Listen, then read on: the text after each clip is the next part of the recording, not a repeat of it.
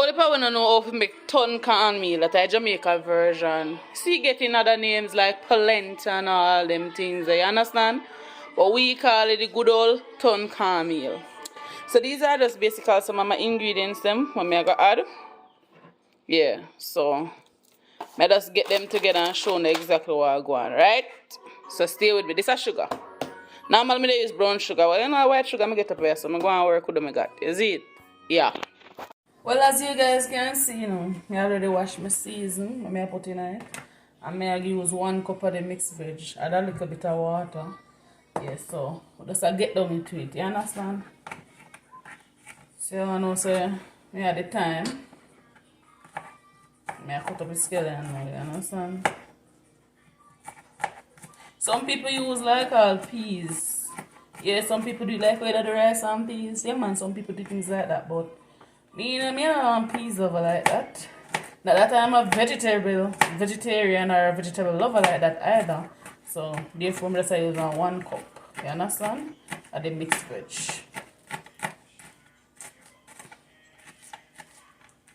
So I just add them things in the pot. Yeah. So alright. Yeah, after you add, so see? I add the scallion and the garlic that I cut up. So my cup of mixed veg here. I add it in the pot as well. And I ensure so everything going there. Then this, because I season the pot, you season the pot and make the pot go and bubble before you add the cornmeal and then you start do your thing. You see? So I add 1 Goya coconut milk. Yeah. You use the original, you grate or you blend. Yeah man, but you have to go and work with what you get. Yeah. I don't know about nobody else, but me wash the top of my coconut container. Why? People say, why you wash the top of this? People, you know how you store your things in my house, you ensure everything clean and a rodent and a roaches and them something. But how are they stored in the supermarket and them place where you get them? Or even the factory them with them produce? You don't know. You understand? So as best as possible you ensure so you sanitize the area because you know when you pull this here the juice and something tend to go up on them part. So you don't want that run back down in your container. No farmer contamination around here. So add that to the pot as well. And next thing is the Grace chicken flavor soup mix. You understand? Or you can use the rooster noodle, whichever one you get. You understand? Some people use the strainer and just sieve it to just get the flavoring out of it. The seasoning them and not the noodle. But in this case, I use everything. So you know you have to, when you add these, you ensure you taste your patina because you don't want to go add salt and then something there and then your pot gets salty because these things carry salts as well. So you have to be very careful of what you're doing. People ask, how much sugar do you use? Boy, I'm going to tell you, some say 2, some say 3. It all depends. When you mix around the mixture, you dab and taste. And when you taste, suppose when you taste, you say, no, so this you need something else. Then you add. You understand? So you just add the required amount to make your pot taste flavorful. Yeah.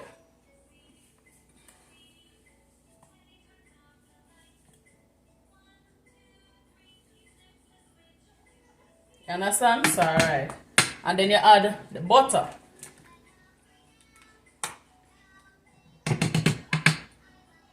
After you add your butter now, then guess what? Pot go on fire to go start. Yeah. And when the pot starts simmer now, and everything start combine and you see it start ready, that's when you're going to add your cornmeal to make your polenta, to make your ton cornmeal. Yeah man. And like I said, you have some people will add the cornmeal to the water, create a mixture and then add it to the pot. Like when it so much like when you have the porridge, yes. And some will just throw the cornmeal, the dry meal, onto the mixed solution that is on the fire. The problem now with that, with the one where you just throw the raw meal into it, the dry meal, you have to ensure you have the fork. Yeah, you have to spread because you don't want it lump up. You understand? Because when you lump up like that, you have some cornmeal that are cooked and some are that are uncooked. You know what? Them the kind of things in your chefing. But as we say, you can do, if you know that you have the ability to start beat it out like that fast before it start become lump, then go ahead and do that. But if not, you can put like 2 cups of water in a container, and then you add your cornmeal to it and mix it around just about like when you're doing the porridge. You understand? And perfect like that, you add the mixture to the container. But in all 2 procedure, you still have to be stirring because you don't want it to create any lumps. So we put a go on, you fire the pan underneath, you know, ready up yet. When it starts simmer, show you exactly what I go on with the pot. You see me? Can see the pot start bubble up, yeah. And as me say, when you see it bubble up like that, you stir so you ensure say all the ingredients them, you understand, and come together. And then you also taste to see if anything did short. Alright, my pot tastes like you want a little soft. The meal mixture, and so you add and so you stir. You understand? You add and you stir to ensure that there's no lump in it or anything of the sort. So you add is so you continue to stir. So you have to ensure say you don't have no lump in your cornmeal mixture. I said you're supposed to end with something like this, and you just continue the procedure by stirring. You see the colors? Yes. Different colors are there.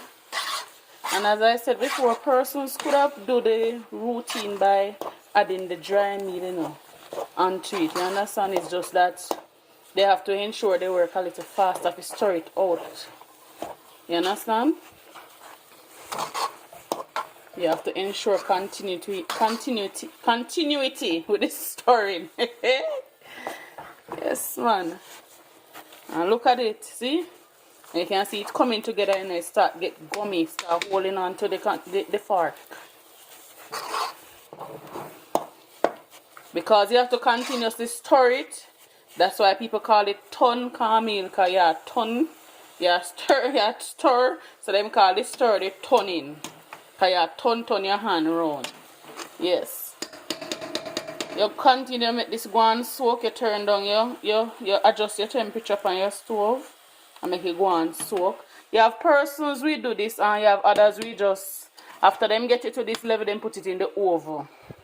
You understand? Because some people, as I said, them call it the polenta. When they put it into the oven now, it have an even tone, even the top of it. So they can cut and slice it like how you do cake. Yes. Yes. So you continue. Look at the gum. Look at the gumminess of the turned cornmeal. Look at it. See it rolling onto the fork? Yes, that's the gumminess of the turned cornmeal. And if you can see, look at it. It's even tone. You don't have any lump that look like some part cook from some part no cook. You understand? It's even tone. And as I said before, all you need to do is just adjust your flame. Adjust the flame. Because you don't want it to be burning, but you want it to soak properly. You understand? Look at the colors, man. Just maintain the even stir of it. Once you maintain the even stir, you're good. You can see that it's almost ready. You see how it's gummy? Look how it's holding onto the fork. You see that? Yes, man. Turn cornmeal. Polenta for some, but turn cornmeal for us Jamaicans. Yeah, man. We're good old turn cornmeal. Yeah.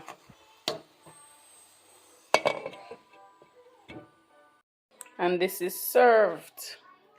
You can serve it with Roscato or red sweet wine. Yeah, man. Look at it. Yeah. Dinner is served.